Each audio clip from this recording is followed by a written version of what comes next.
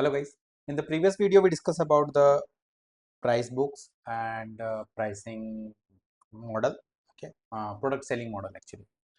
In this video we will discuss about the pricing waterfall in Salesforce Revenue Cloud, okay, pricing waterfall in Salesforce Revenue Cloud. So question is, what is this? First question is, what is this pricing waterfall? So actually it's, if you think about a waterfall, means like this one, if you think about this waterfall, so here water is falling from top to bottom, okay.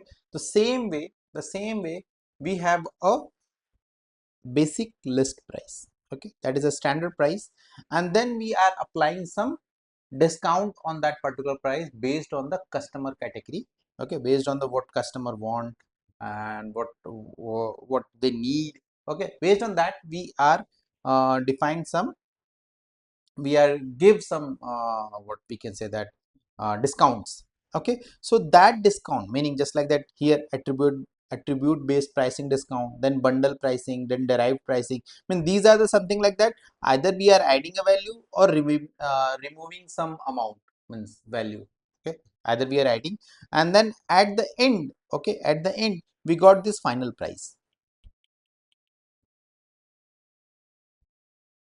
okay, this final price. So the process of this process, actually this process is known as a waterfall model.